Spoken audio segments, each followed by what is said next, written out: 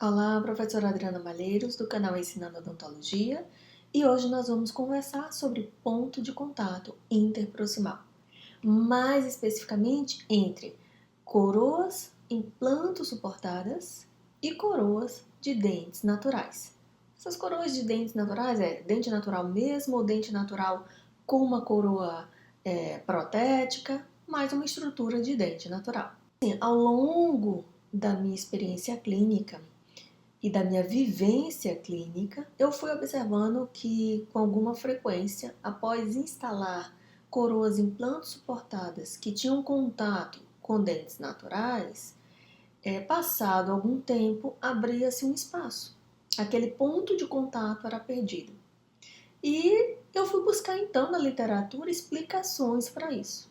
É sobre isso que nós vamos conversar hoje. Então fica comigo até o final, que está bem interessante, porque é importante você saber como resolver essas situações, entender por que elas ocorrem e como orientar o seu paciente. E se quiser também se inscrever no canal, será um prazer tê-lo com a gente. E não esquece de acionar então o sininho, que assim você fica sendo avisado sempre que a gente postar uma nova aula. O canal foi feito para vocês. Então vamos lá para esse bate-papo que está bem interessante. Primeiro vamos entender as vantagens do ponto de contato. Então a distribuição de forças, como assim? Quando eu tenho contato entre os dentes, quando o paciente mastiga nesses dentes posteriores, que é a área da mastigação, forças são geradas.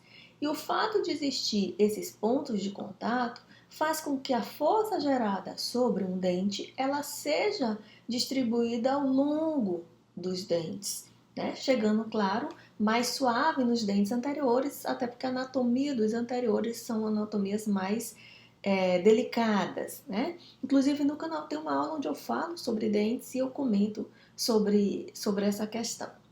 Então, os pontos de contato permitem distribuição de forças entre os dentes presentes no arco. Logo, isso contribui para a estabilidade do arco, porque aí eu não tenho uma sobrecarga sobre um único dente, eu tenho um apoiando, ancorando o outro.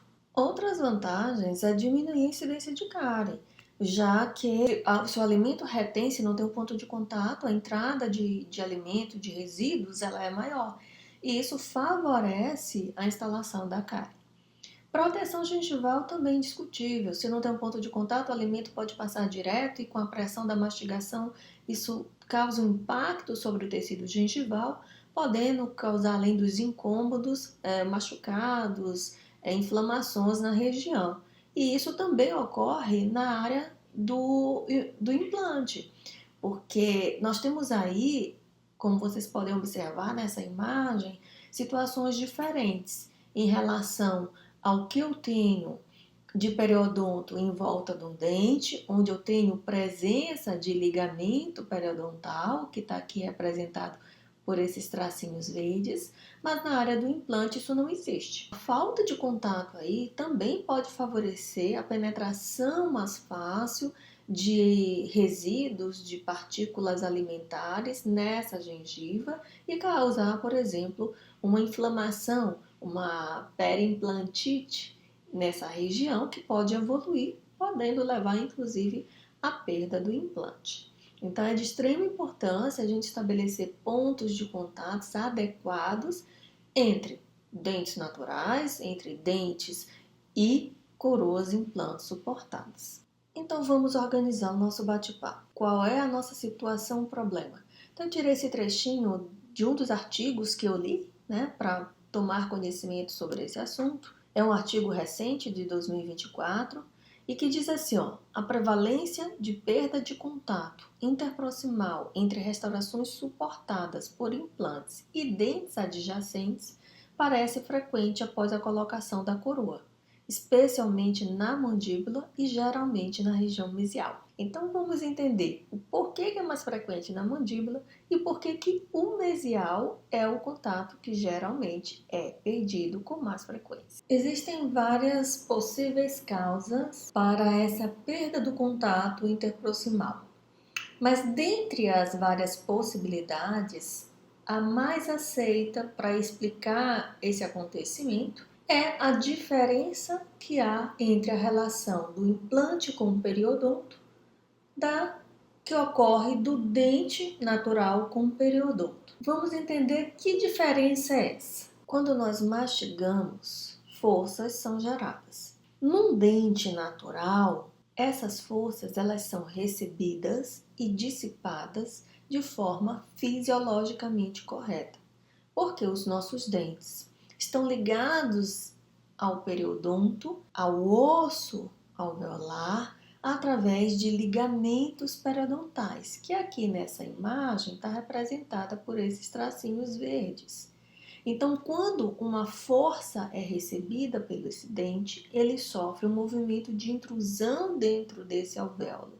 E a hora que essa força é cessada, esse dente volta à sua posição original, inicial. Esse sistema de recebimento, dissipação e retorno do dente é o sistema hidráulico de sustentação. Tem uma aula no canal onde eu falo sobre dentes e eu dou várias dicas e várias informações importantes sobre isso. É interessante assistir.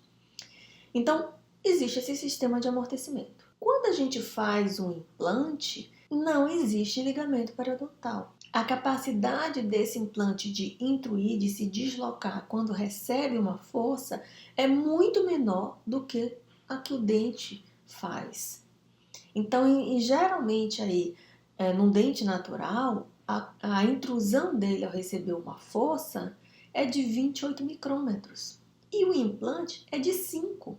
É quase nada de deslocamento. O dente natural, quando ele recebe força, ele tem um deslocamento para mesial ou para distal. Ele sofre pequenas alterações lateralmente. O implante, ele não sofre movimentação nesse sentido. Então, o implante funciona como um dente anquilosado. E isso é um dos motivos ou uma das principais explicações para a perda de contato interproximal. Mas vamos entender melhor ainda. Observem essa imagem dessa radiografia panorâmica. Vocês observam que os dentes inferiores, principalmente os posteriores, eles apresentam uma inclinação.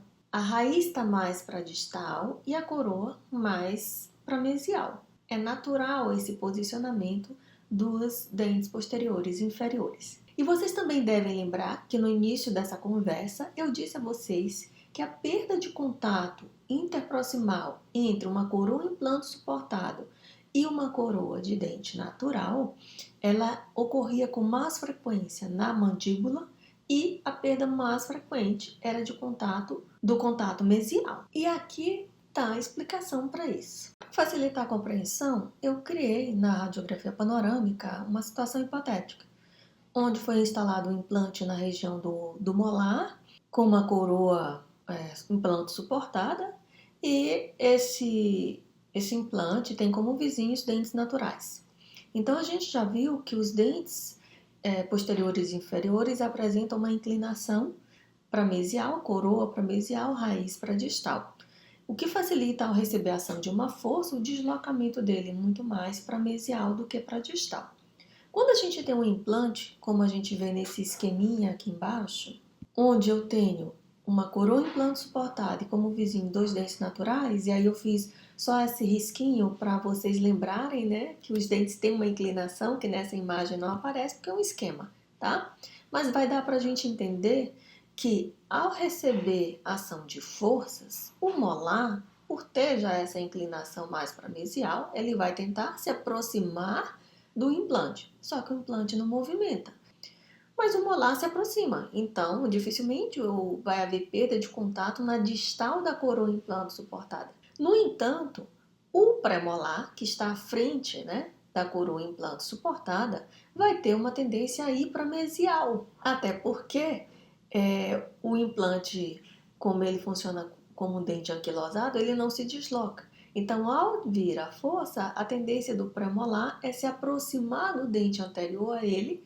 A coroa sobre o implante não vai sair da posição, portanto, abre-se um espaço mais nessa área mesial à coroa do implante.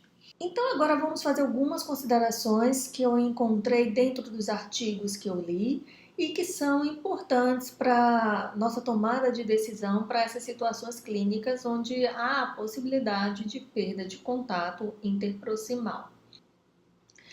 Então, o que é que eles observaram? Que quando se trabalha com hexágono externo, a coroa que é colocada sobre esse implante, existe maior possibilidade de haver a perda do contato interproximal em decorrência da maior instabilidade da coroa protética.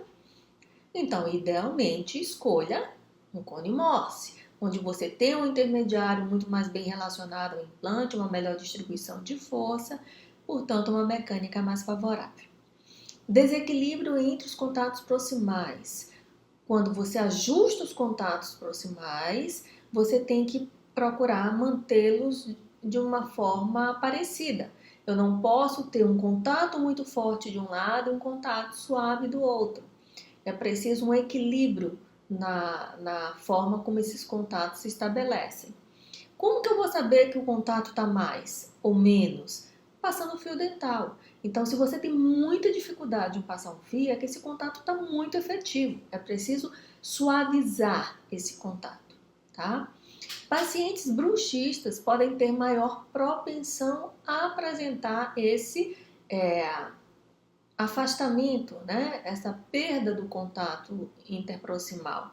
Porque os pacientes bruxistas, o hábito de apertar, de ranger os dentes, gera forças extras, forças não funcionais sobre esses dentes, e isso facilitaria então o deslocamento. O dente, em relação ao seu periodonto, ele apresenta aí uma situação de adaptação fisiológica constante, um contínuo crescimento ósseo, um movimento eruptivo dos dentes para tentar compensar aquele desgaste que normalmente ocorre pelo uso diário, né, da mastigação, mas isso não vai acontecer na área do implante. O implante ele não sofre um movimento eruptivo, compensatório, né?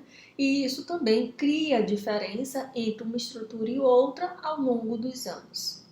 Tudo bem? Não esquece que se estiver gostando, dá um like, que é super importante. Então, o que nós podemos fazer para tentar evitar que ocorra essa perda do contato interproximal ou mesmo, caso ocorra, como fazer o reparo? Evitar pontos de contato intensos, conforme a gente conversou anteriormente. As próteses parafusadas, elas nos dão mais possibilidades de removê-la da boca do paciente e mandar para o laboratório para que seja feita a aplicação de cerâmica para voltar a ter o ponto de contato. As próteses cimentadas, elas são mais complexas para a gente fazer isso, porque muitas vezes a gente não consegue fazer a descimentação. E aí a remoção seria cortando a prótese, né? Então a gente perderia a prótese. Uma recomendação de um dos artigos é que essas próteses fossem cimentadas provisoriamente, pelo menos na área da mandíbula, onde é mais comum ocorrer essa perda de contato. Mas aí é o caso de você avaliar, porque também manter uma coroa cimentada de forma provisória, né? Às vezes é mais incômodo e não é o cimento mais adequado, né? Vai se deteriorando mais fácil, então tudo isso tem que ser repensado. Fazer reparos com resina ou mesmo cerâmica, como eu disse, que às vezes é possível tirar a coroa, né? Ainda mais quando é parafusada, e mandar para o laboratório aplicar cerâmica. Ou então você pode fazer um reparo com resina composta. Faz uma asperização na superfície proximal da coroa cerâmica, ataque com ácido fluorídrico próprio para a cerâmica, o adesivo, né, no caso da cerâmica, e aplica a resina, faz o ponto de contato novamente. Mas a gente sabe que aí a gente está trabalhando com resina sendo colocado uma coroa de cerâmica, e são materiais diferentes. Então eu vou dizer o que eu faço. Quando ocorre essa perda de contato, eu inicialmente coloco resina e deixo passar aí 2 meses, e depois desse período eu observo se o ponto de contato continua ok. Se estiver, aí sim eu tiro a coroa, envio ao laboratório e peço que aplique a cerâmica. Interessante comentar de um dos artigos é que quando essa coroa implanto suportada, ela estabelece um contato com o dente natural e nessa área proximal desse dente natural é uma restauração de resina, aumentam as chances de abrir esse espaço, porque aí eu tenho um contato de uma cerâmica com uma resina que é menos dura. Então, até mesmo pelo contato, pelo atrito ali, isso pode gerar um desgaste dessa resina e facilitar a perda desse contato, tá? Um dado importante. Se o paciente for bruxista, indicado é pós-tratamento reabilitador colocar uma placa de proteção nos dentes, né? E isso diminuiria então aquela força a mais que seria produzida sobre os dentes. Acompanhamento ao longo dos anos é essencial. Hoje não é admissível mais você fazer um tratamento, atender um paciente e não chamar esse paciente para controles regulares, para que você possa acompanhar o que está acontecendo, as alterações que ocorrem na boca. E quando se tem prótese presente, isso é ainda mais importante. Então, eu já tive pacientes que pós-instalação da coroa, geralmente chamam 3 meses depois da instalação. Tava ok o ponto de contato. Aí eu passei mais 3 meses, fiz um intervalo de 6 meses, chamei novamente, tava ok. Aí depois de 1 ano eu chamei novamente. E ao chamar após 1 ano da instalação da coroa, existia então o espaço, o ponto de contato havia sido perdido, isso na área da mandíbula, tá? E aí eu fiz primeiro o reparo com resina e posteriormente fiz o reparo com cerâmica e continuo acompanhando, porque a literatura não nos dá a certeza de que após você restabelecer o ponto de contato ele não vai abrir novamente. Então tudo depende muito da fisiologia de cada paciente, ok? Eu espero que tenham gostado desse assunto. Se inscrevam no nosso canal, nos acompanhem no Instagram. Se quiserem conhecer um pouquinho mais sobre nós, tem toda a nossa história no nosso site, acessem, enfim. Sejam muito bem-vindos ao Ensinando Odontologia. Até a próxima!